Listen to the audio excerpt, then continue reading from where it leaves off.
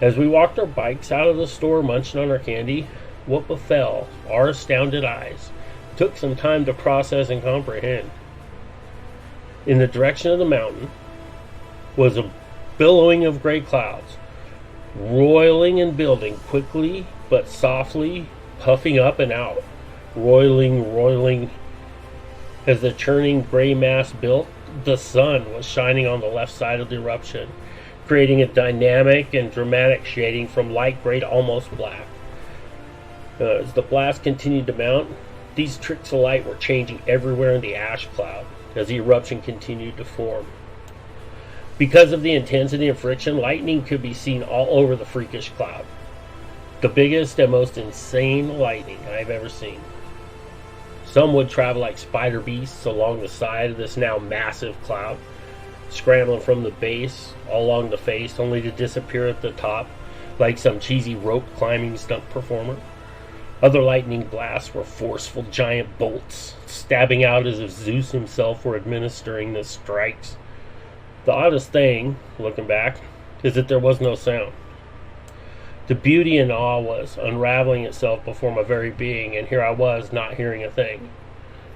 Apparently, we were too close to the blast. There was some kind of effect where the noise was projected beyond a certain point, and we were inside that range. My buddy and I looked at each other, and without a word, we sped off in different directions to our domiciles and sanctuaries. After that, I don't recall too much. I know that for the rest of the day, the mountain kept spewing ash that got dark and stayed dark.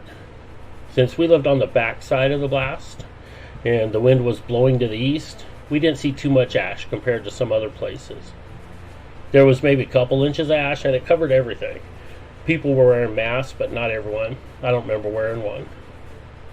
I guess my sister must have been a baby, because my brother and I filled baby food jars with the ash. I don't know whatever became of those.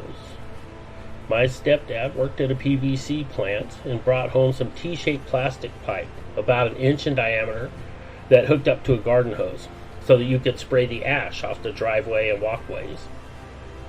The fine particulate matter of the ash also clogged AC units and gummed up the works on some vehicles. I remember hearing about scientists who died like crispy critters, and it made me sad.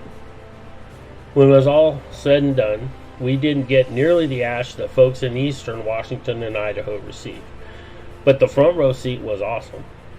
When I heard that the ash cloud circled the earth several times, not only was I impressed, it convinced me that the world... Thank you for taking the time to hear my story.